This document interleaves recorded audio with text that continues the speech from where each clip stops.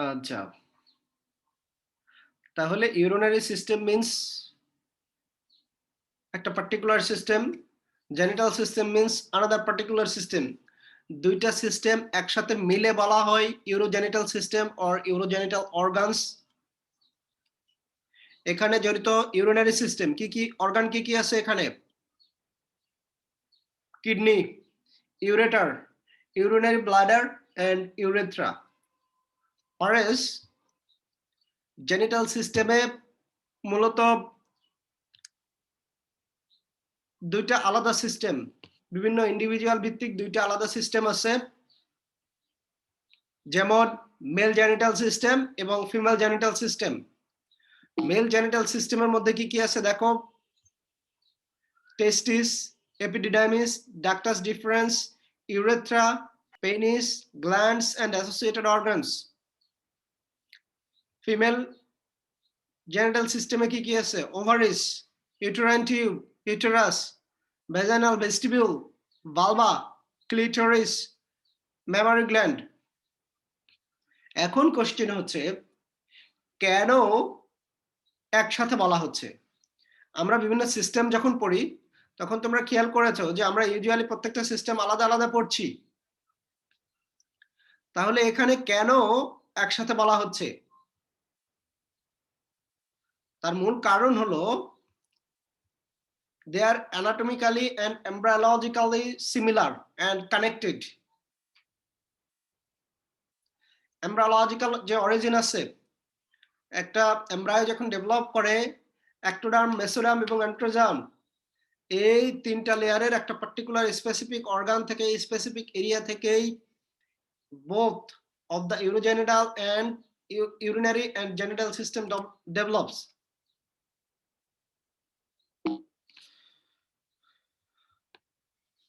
তাহলে আমরা প্রথমে পড়ব ইউরিনারি সিস্টেম। ইউরিনারি সিস্টেম দেখো, বিভিন্ন অ্যানিমেলের ইউরিনারি সিস্টেম এখানে দেওয়া আছে। বলতে পারবে কোনটা কোন অ্যানিমেল?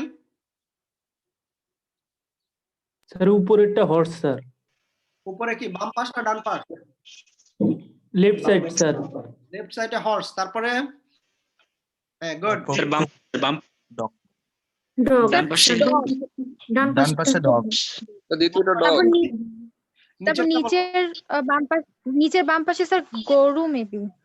গরু, স্যার এটা বুল। নিচের বাম পাশে অক্স আর ডান পাশে হচ্ছে বলো। ডান পাশে হচ্ছে কাউ কাউ। ডান পাশে কাউ আর বাম পাশে অক্স। ডান পাশে কাউ, বাম পাশে অক্স, গুড। কিন্তু উপরেরটা? ওপরের ডান পাশে ক্যাট। ডগ এটা গুলো ছিল কে? স্যার আমি রঞ্জন পাল। এই যে লোম দেখো, লোম।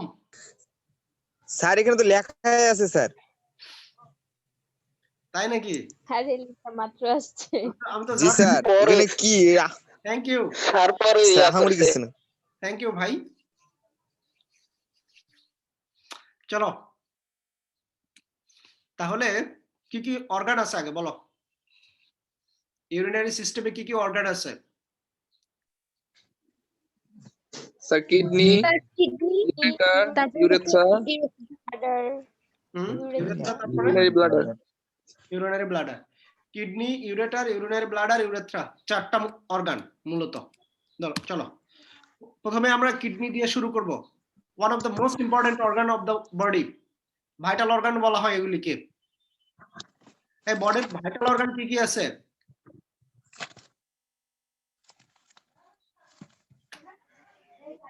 জি sir. Vital organ of the body কি কি? Sir Kidney, heart, liver, brain, lungs, heart, kidney, এরপরে আই। না, আই ছাড়া চলবে, মানে যেগুলি ছাড়া বডি চলে না। মানে ধরো এই যে আই ছাড়া কিন্তু মানুষ চলতে পারে, অন্ধ মানুষ চলছে না, এই জন্য। Sir stomach. Stomach vital organ.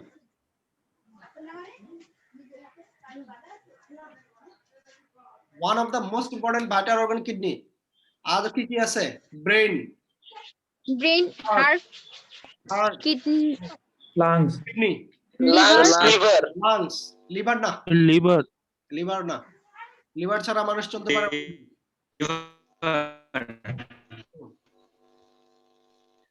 এগুলি মূলত ভাইটাল অর্গান, অর্থাৎ যেগুলি ছাড়া বডি তার যে বেসিক ফাংশন করতে পারে না, চলতে পারে না, বডি ইনঅ্যাক্টিভ হয়ে যাবে, বডি চলবে না, মানুষের হিউম্যান ডেথ হয়ে যাবে। Vital organ, one of the most vital organ of the body is kidney. Kidney medical term হচ্ছে রেন বা রেনাল, এটা আসছে ল্যাটিন ওয়ার্ড থেকে। এটা হচ্ছে রেট্রোপেরিটোনিয়াল অর্গান, অর্থাৎ out of the peritoneal cavity. এই ছবিটা দেখো, এই যে লাল দুটা যে সাইন, এগুলি হচ্ছে কিডনি। এই যে বাইরের দিকে যে কাভারটা আছে, এই কাভার কিডনিকে ঢেকে রাখে না, এই জন্য বলা হয় এটা রেট্রোপেরিটোনিয়াল অর্গান, অর্থাৎ outside of the peritoneal cavity. Position কোথায়? এটা থাকে অ্যাবডোমিনাল ক্যাভিটিতে, against the dorsal wall, either side of the aorta or vena cava. Sublumbar রিজিয়নে থাকে মূলত। কালার হচ্ছে রেডিশ ব্রাউন আর ব্রাউনিশ রেড। পার্থক্য কি বলো? স্যার এখানে তো দুইটাই ব্রাউনিশ রেড লেখা। হ্যাঁ, এটাই হলো কথা। ব্রাউনিশ রেড আর রেডিশ ব্রাউনের পার্থক্য বলো। লালচে বাদামি। আর বাদামি লালচে? জি স্যার। বাদামিটা প্রবল আর বাদামিটা ব্রাউনিশ শেডের স্যার ব্রাউনটা বেশি থাকবে, রেডটা বেশি থাকবে স্যার। মানে ডান পাশে না, উল্টা, যেটা উল্টা ফাইনাল বলছি। পার্ট, যে কোনো সেন্টেন্সের ক্ষেত্রেও মূল কথা হচ্ছে ফাইনাল যে ওয়ার্ডটা ওটা হলো মেজর। ডান পাশে যেটা থাকবে সেটা হচ্ছে মেজর, সেটাকে ফোকাস করা হয়। আর বাম পাশেরটার ইয়ে থাকে, মানে কিছু ইনফ্লুয়েন্স থাকে। এই যে দেখো, এটা হলো রেডিশ ব্রাউন, এটা হলো reddish brown, brownish red. Lobes important part. অক্সের ক্ষেত্রে অর্থাৎ গরুর ক্ষেত্রে কিডনিটা হলো লবিউলেটেড, অ্যাবাউট 20 লবিউল থাকে। এই লবিউল গুলো বিভক্ত হয় ফিশার দ্বারা। এই যে দেখছো খাসকাটা, এগুলিকে ফিশার বলা হয় অ্যানাটমিক্যাল ল্যাঙ্গুয়েজে। এগুলি ফ্যাট টিস্যু দ্বারা লজড। শেপ কি? এটা সিমের বিসির মতো থেকে শুরু করে হার্টের মতো হইতে পারে, আমরা সেটা পরে দেখবো শেপ। এই যে দেখো, ওয়েট হইতে পারে 600 থেকে 700 গ্রাম, কিছু কম বেশি হইতে পারে, এই সেক্স অনেক কিছুর উপরে। হাইলাস, হাইলাস হচ্ছে এই যে ডিপ্রেসড পার্ট, এটাকে বলা হচ্ছে হাইলাস। এই জায়গা দিয়ে আর্টারি, ভেইন, নার্ভ, ইউরেটার, এই যে ডিপ্রেসড যে এরিয়া, এটা হলো হাইলাস। এই জায়গা দিয়ে ঢোকে এবং বের হয়। আর্টারি, কি আর্টারি? Renal artery. কি vein? Renal vein. Nerve, lymph vessels এবং ইউরেটার এই দিক দিয়ে পাস করে। রেনাল পেলভিস, রেনাল পেলভিস হচ্ছে এই কিডনি থেকে ইউরেটারে নিয়ে যায় হচ্ছে এই রেনাল পেলভিস, এই জায়গা দিয়ে। বোভাইনের ক্ষেত্রে এটা থাকে না, অর্থাৎ ক্যাটলের ক্ষেত্রে এটা থাকে না।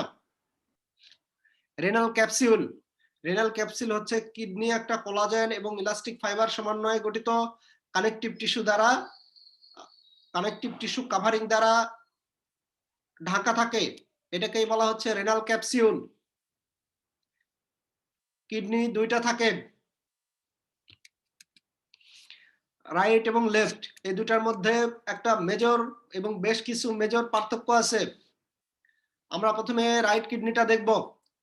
রাইট কিডনি, এটা অনেকটা ইলংগেটেড ইলিপ্টিক্যাল শেপ, ডরসো ভেন্ট্রালি ফ্ল্যাটেন্ড, অর্থাৎ উপর থেকে নিচের দিকে চাপা। ডরসাল, ভেন্ট্রাল, উপর থেকে নিচের দিকে চাপা।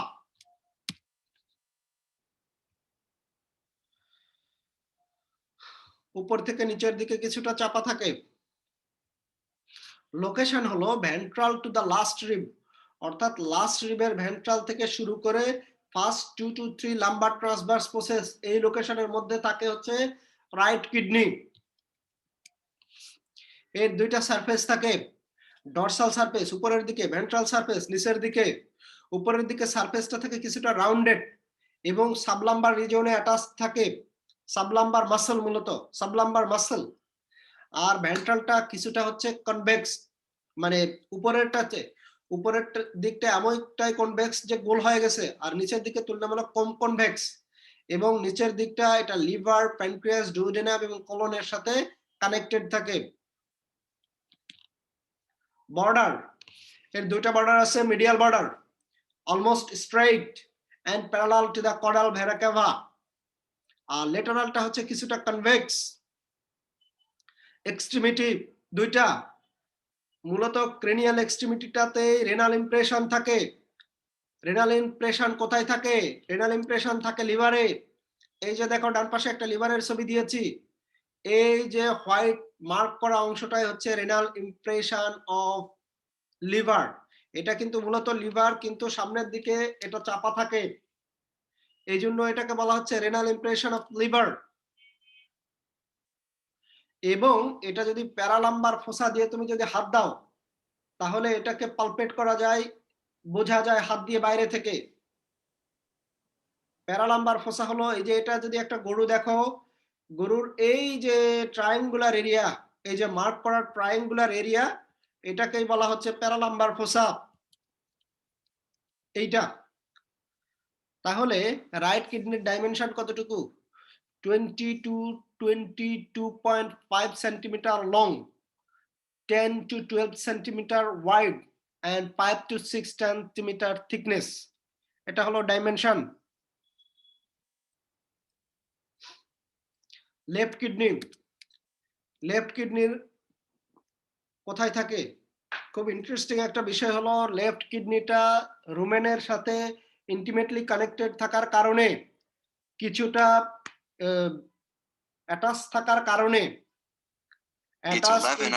রিলেটেড থাকার কারণে, প্রেসারের কারণে এর পজিশনটা চেঞ্জ হয়। যখন রুমেন ফুল থাকে এটা কিছুটা রাইট সাইডে চলে যায়। কিভাবে? কারণ রুমেন যখন খাবার দিয়ে ভর্তি হয়ে যায়, তো এখান থেকে এগুলা দেখবেন, মানে এখান থেকে যা দিছি, ম্যাথ আমি সামনের ক্লাসে করতে দিব। আচ্ছা ঠিক আছে, ম্যাথ করতে দিব, আর হচ্ছে এখানে এই তিনটা পড়ে আসবে। ঠিক আছে, আর এগুলা মিউট কর। মিউট কর। না বুঝেন আর প্রশ্ন দেখবেন, যদি কোনো প্রশ্ন দেখে না বুঝেন তাহলে জিজ্ঞেস করবেন যে ভাই এই প্রশ্ন আপনি মিউট করে দেন স্যার। আচ্ছা শুনি। আপনাদের স্যার আপনি অল মিউট দিয়ে দেন স্যার। আচ্ছা এখানে কোনো ছেলে ক্লাস করে বাসা বলতে পারবেন না।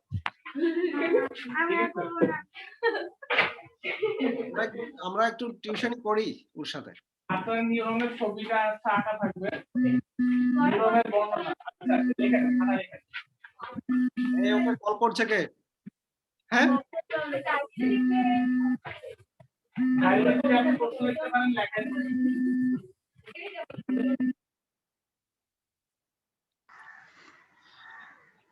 হ্যাঁ, রুমেনের যখন এক গাদা খড় খেয়ে ফেলে অথবা ঘাস খেয়ে ফেলে, তখন রুমেনের সাইজটা বড় হয়ে যায়। এই জন্য পিছনের দিকে সে লেফট কিডনিকে প্রেসার দেয়। লেফট কিডনিকে প্রেসার দেওয়ার কারণে এটা কিছুটা পিছনের দিকে চলে যায় এবং রাইট সাইডে চলে যায়। কোন জায়গায়, কোন লোকেশনে চলে যায়?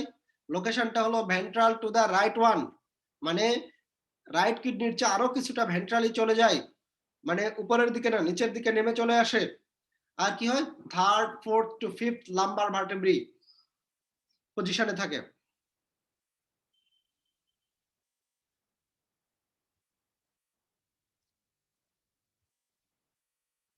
এবং এমটি স্টেটে যখন রুমেনটা এমটি থাকে, তখন কি হয়? কিছুটা লেফট সাইডে চলে যায়। এর তিনটা surface, dorsal surface, ventral surface এবং থার্ড অর আরেকটা এক্সট্রা সারফেস থাকে, সেটা হলো থার্ড সারফেস, যেটা কিছুটা ফ্ল্যাটেন্ড এবং রিলেটেড টু রুমেন, রুমেনের সাথে কানেক্টেড, যেটা বলছিলাম। Left kidney is usually slightly caudal, যেটা আগেই বলে দিয়েছি। এই যে দেখো ডান পাশে প্লাস্টিনেটেড ওয়েট হচ্ছে রাইট কিডনির চেয়ে 25 গ্রাম হেভিয়ার।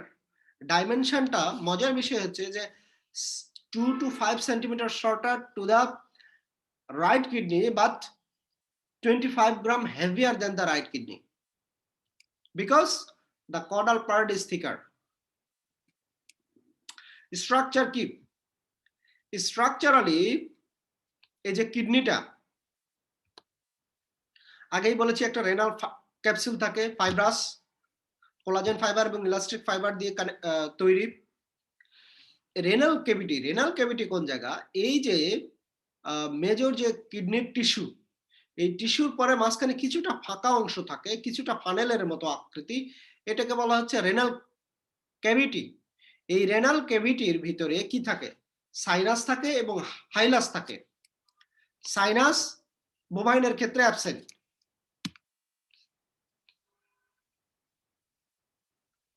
এই যে দেখো ফাঁকা অংশটা, এটা হচ্ছে রেনাল পেলভিস, অর্থাৎ হাইলাস এবং সাইনাস, এখানে দুইটা অংশ, দুইটা পার্ট এখানে জড়িত। এইটা বাদ দিলে, এই ফাঁকা অংশটা বাদ দিলে উপরে যে টিস্যু, মূল যে কিডনির টিস্যু, এই কিডনির টিস্যুটা মূলত দুইটা ভাগে বিভক্ত। একটা হচ্ছে কর্টেক্স, মেডুলা। কর্টেক্সটা থাকে হচ্ছে প্রান্তের দিকে, বাইরের দিকে। এটা হলো এক্সটার্নাল পার্ট বলা হয়। এটা হলো কিছুটা রেড ব্রাউন, গ্রানুলার অ্যাপিয়ারেন্স এবং কিছুটা ডটেড থাকে। এটা মূলত হলো কিডনির টিউবিউল এবং টাফট অফ ক্যাপিলারিজ দ্বারা গঠিত। গ্লোমেরুলাস। তোমাদের কি নেফ্রনের স্ট্রাকচার মনে আছে? জি স্যার। নেফ্রনের স্ট্রাকচার Okay, যদি sir. নেফ্রনের স্ট্রাকচার যদি কনসিডার করো, তাহলে কর্টেক্সের ভিতরে মূলত থাকে হচ্ছে এই টাফট অফ ক্যাপিলারিজ, গ্লোমেরুলাস, আর এই নিচের দিকে চলে আসে মূলত হচ্ছে রেনাল বিভিন্ন ধরনের টিউবিউল।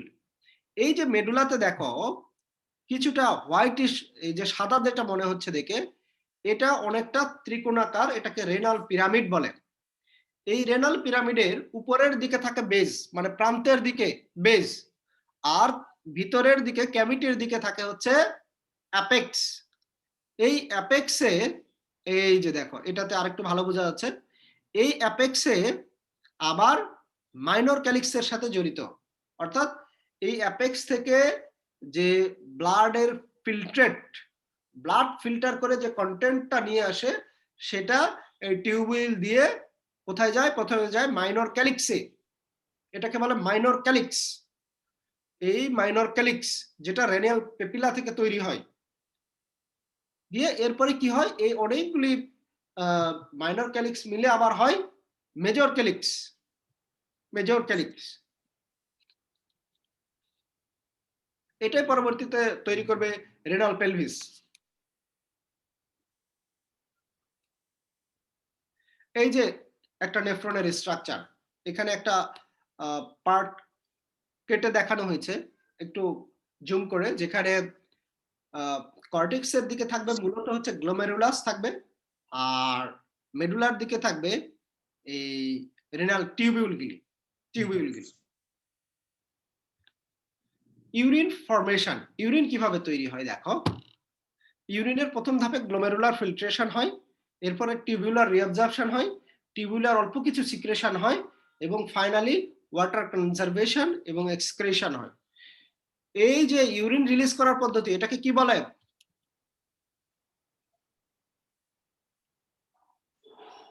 মেডিকেল Urinary system কি?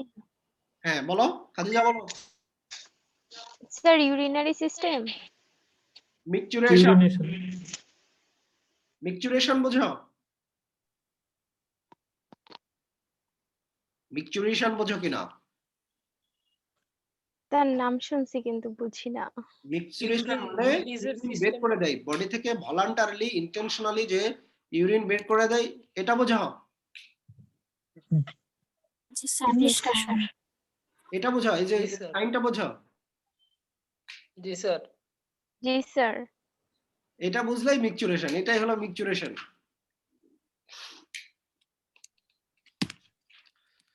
আচ্ছা, বিভিন্ন অ্যানিমেলের মধ্যে কিছু পার্থক্য আছে, যেমন শিপ গোটের ক্ষেত্রে বিন শেপড, সারফেসটা স্মুথ, 100 থেকে 125 গ্রাম হয়, এই যে ছবিতে দেওয়া আছে। এভিয়ানের ক্ষেত্রে অর্থাৎ বার্ডস গ্রুপের ক্ষেত্রে এটা ইলংগেটেড, অনেক লম্বা থাকে, symmetrical on either side.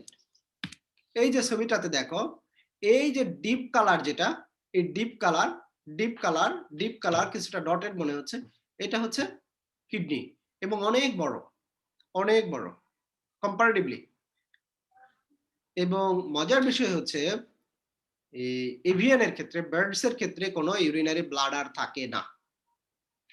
Urinary bladder যদি না থাকে তাহলে ইউরেটারের ভূমিকাটা কি সেটা আমরা পরে আরেকবার দেখবো, আছে ওইটা। এই যে দেখো অনেক বড় কিডনি, অনেক বড়, কারণ বার্ড তো ইউজুয়ালি ছোট, সেই তুলনায় কিডনিটা অনেক বড়। ইকুয়াইনের ক্ষেত্রে বিশেষ করে right side of the heart, sorry, right part of the kidney is heart shaped. ইকুইনের ক্ষেত্রে রাইট কিডনিটা হলো হার্ট শেপড। ইউরেটার, কিডনি থেকে যে ফিল্ট্রেট, এই ফিল্ট্রেটটা কোথায় যাবে, অর্থাৎ ইউরিন যে তৈরি হলো, ইউরিনটা কোথায় যাবে বলো?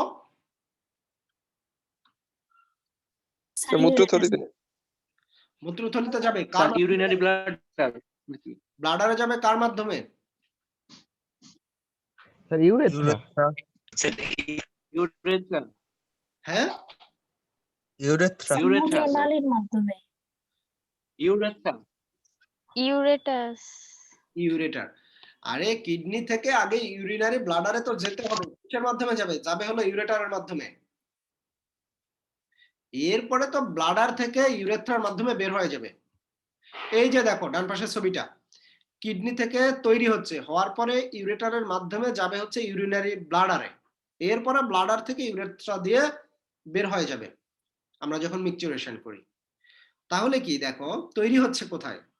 এই যে রেনাল যে ডিপ্রেশন, রেনাল পেলভিসে এই এটা তৈরি হয় কিসের মাধ্যমে? এই যে মেজর ক্যালিক্স গুলা ইউনাইটেড হয়ে ইউরেটারটা তৈরি করে। কোথায় সেটা? আমরা যদি একটা অ্যানিমেলের কথা চিন্তা করি, roof of the abdominal cavity, এই জায়গাটাতে তৈরি হয়। এরপরে কি হয় দেখো, পেলভিস, তারপরে কি হয়, এটা মুভস মিডিয়ালি এটা মুভ করে। টার্মিনেট মানে এটা শেষ হয়েছে কোথায়? এটা ইউরিন ক্যারি করে নিয়ে এসে ইউরিনের ব্লাডারে গিয়ে শেষ হয়েছে। ব্লাডারে কি হবে? ব্লাডারের ডরসোলেটারাল মানে উপরের দিকে একটু পাশে সরে, একবার কেন্দ্রে না, উপরের দিকে ডরসালি এবং কিছুটা ল্যাটারালি এটা ইউরেটারটা ইউরিনারি ব্লাডারের মধ্যে ঢুকে গেছে। কিভাবে ঢুকছে? সোজা হয়ে ঢুকে না, একটু অবলিক হয়, বাঁকা হয়ে ঢুকেছে। এবং যেখানে ঢুকেছে সেখানে কিছুটা ভালভিউলার অ্যাকশন থাকে, যেই ভালভিউলার অ্যাকশনটা prevent the backflow of ureter to the ureter. কারণ আমরা যখন মিক্সচুরেশন করি, যখন আমরা ইউরিনটা বডি থেকে বের করে দেই, তখন তো আমরা একটা প্রেসার দেই কোনটাতে? ইউরিনারি ব্লাডারে। তো ইউরিনারি ব্লাডারে প্রেসার দিলে যেন এই ইউরিনটা যেন ইউরেটারের মধ্যে প্রবেশ না করে, এই জন্য এইখানে অর্থাৎ যেখানে ইউরেটারটা ইউরিনারি ব্লাডারে ঢুকেছে এই জায়গাটাতে ভালভ থাকে। সাইজ কি 6 to 8 মিলিমিটার অনলি, বেশ শর্ট।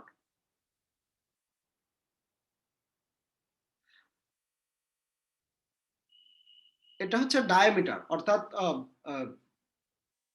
কারণ এটা খুবই ন্যারো। আর রাইটের ক্ষেত্রে এটা তুলনামূলক কত?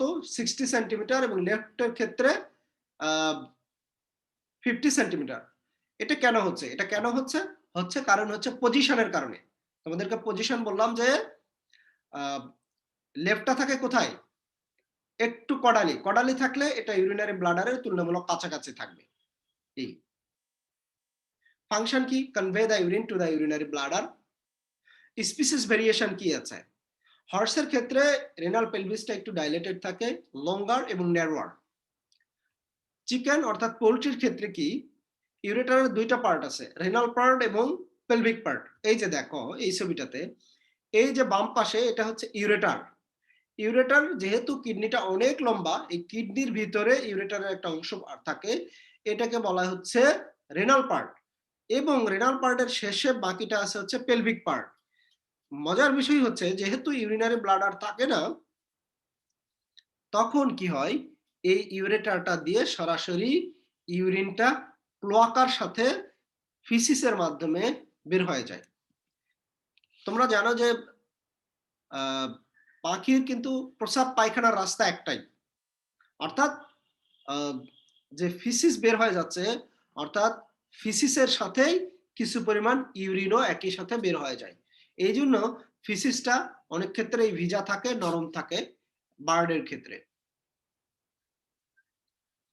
ইউরিনারি ব্লাডার, ইউরিনারি ব্লাডারটা কি? It's a thick walled sac like structure.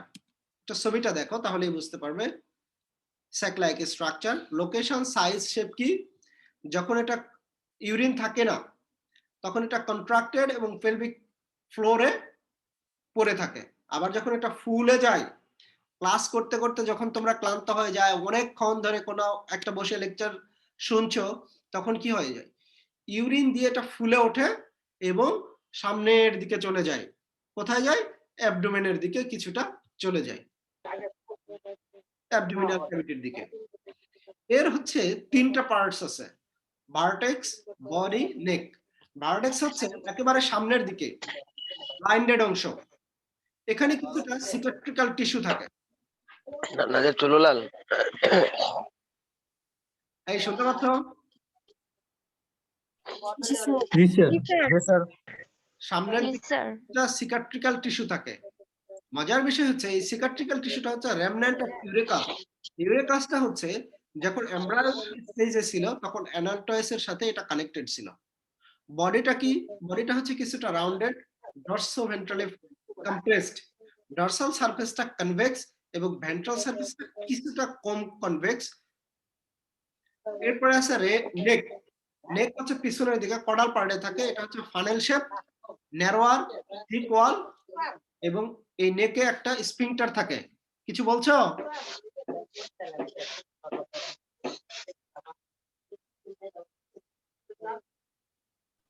Sir car mic জানি অন করা সমস্যা হচ্ছে? স্যার রামিন। রামিন না ববি? খাদিজা ববি না? স্যার আমি মাত্র বললাম অন করে। আচ্ছা আচ্ছা, ঠিক আছে।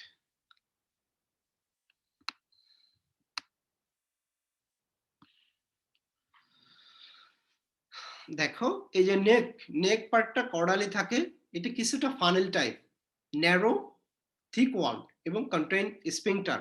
স্ফিংক্টার কারণ আমরা যখন বডি থেকে ইউরিনটা বের করে দেই এই রাস্তা দিয়েই বের হয়, এই জন্য এখানে একটা স্ফিংক্টার থাকে যেটা দ্বারা পাসেস কন্ট্রোল করা হয়। স্ট্রাকচার কি দিয়ে গঠিত? ইনভলান্টারি মাসল, যেটা অটোমিক নার্ভাস সিস্টেমের মাধ্যমে কন্ট্রোলড হয়। আচ্ছা আমাকে একটা কথা বলো তো, ইউরিনারি ব্লাডারের লাইনিং এ কোন ধরনের টিস্যু থাকবে?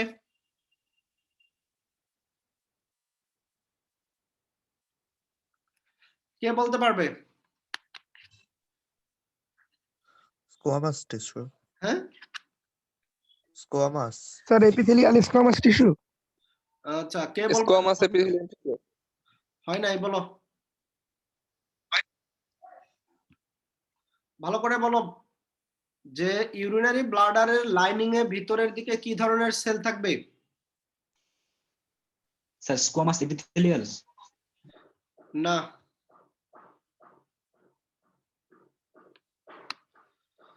কি ধরনের স্কোয়ামাস বলো?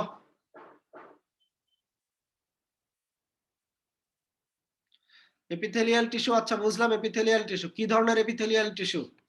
এখানে স্পেশাল টাইপ অফ টিস্যু থাকে, বলো একটু স্পেশাল, একটু ইউনিক। কে বলবে? Sir transitional epithelium. কে বলেছে এটা? স্যার ট্রানজিশনাল এপিথেলিয়াম নাকি? বললোটা কে? Sir Shaon Mahmud. Good sir Shaon Mahmud. Good, বোঝা যাচ্ছে শাওন একটু জি, স্যার। পড়াশোনা করেছো টিস্যু চ্যাপ্টারটা? স্যার একবার দেখছিলাম স্যার। গুড, প্রত্যেকটা চ্যাপ্টার আমার ক্লাস শেষে কমপক্ষে একবার দেখবে। আমি ধরে নিচ্ছি যে তুমি পড়াশোনা করো। তোমার রোল কত?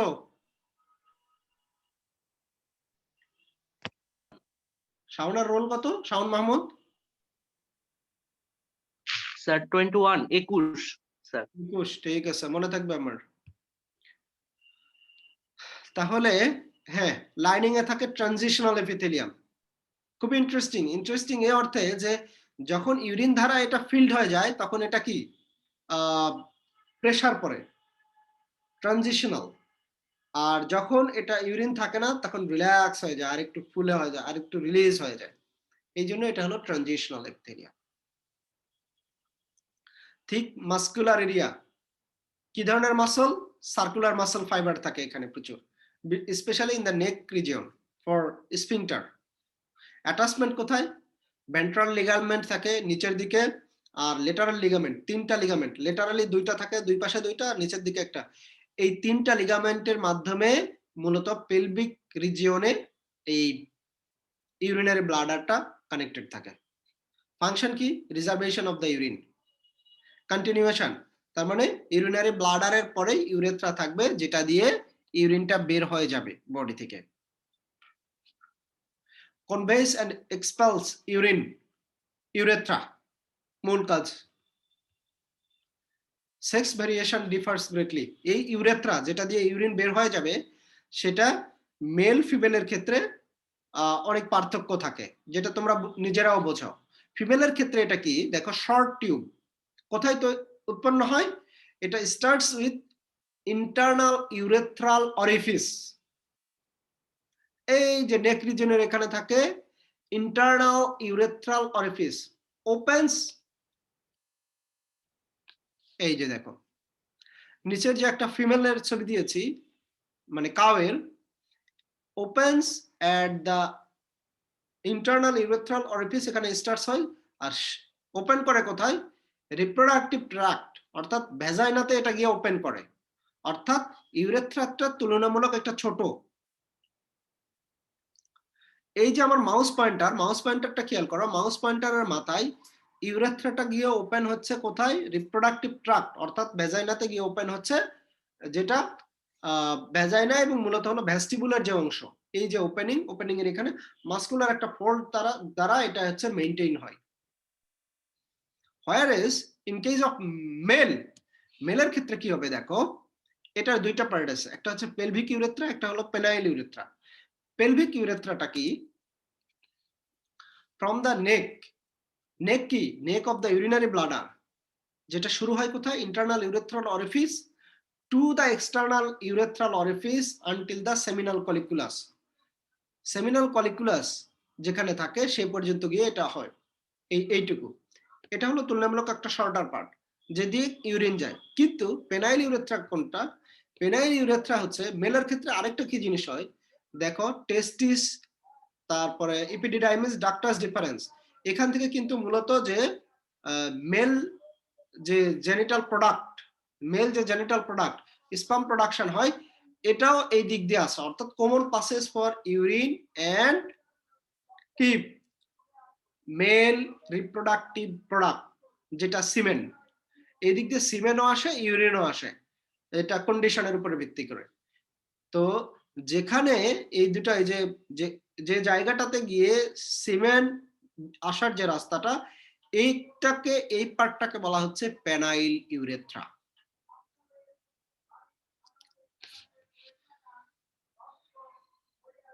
আমরা কি শেষ করেছি? এইভাবে ইউরিনটা বডি থেকে রিলিজ হয়ে যাবে। বোঝা গেছে? জি স্যার। জি স্যার। ঠিক আছে, এইভাবে। স্যার লেফট কিডনির পজিশনটা একটু আরেকবার বলবেন? হ্যাঁ অবশ্যই। লেফট কিডনির মূল বিষয়টা কি? লেফট কিডনি এই পাশে কি থাকে? রুমেন থাকে। রুমেনের পজিশন পড়েছো?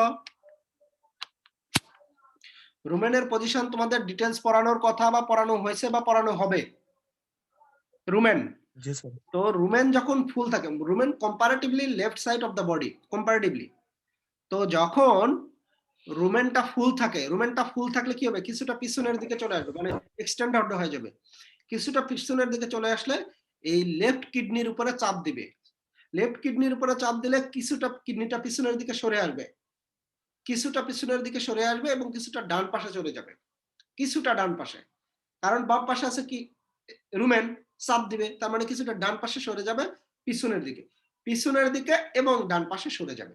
আর যখন এটা খালি থাকবে, অর্থাৎ রুমেনে খাবার কম থাকবে, তখন কি হবে, রুমেনটা তো কন্ট্রাক্টেড হয়ে যাবে, ছোট হয়ে যাবে, চুপসে যাবে, তো কিডনিটা তার আগের অবস্থায় চলে যাবে। এই মূল থিমটা বুঝতে পেরেছ? জি স্যার। এটাই হলো মূল কথা। তখন স্পেসিফিক পজিশন হলো 3rd to 5th lumber transverse process. এটাই হলো কথা। আর কোনো কোশ্চেন আছে? No sir. ঠিক আছে, স্যার হোমওয়ার্ক স্লাইডটা একটু দেখি স্যার হোমওয়ার্কের স্লাইড। হ্যাঁ, হোমওয়ার্কের স্লাইড। আর ওই যে কিডনি, হ্যাঁ বলো কিডনি। স্যার কিডনির কালারটা ওখানে স্যার ব্রাউনিশ রেড আর রেডিশ ব্রাউন বলছিলেন না স্যার? হ্যাঁ, স্যার কিন্তু স্লাইডে যে দুইটাই ব্রাউনিশ রেড লেখা দেখলাম। কারণ হলো কি, তোমরা মেয়েদের কাছে রেডিশ ব্রাউন, ব্রাউনিশ রেড এগুলোর মধ্যে অনেক পার্থক্য আছে, ছেলেদের কাছে সবই সমান। বুঝো নাই?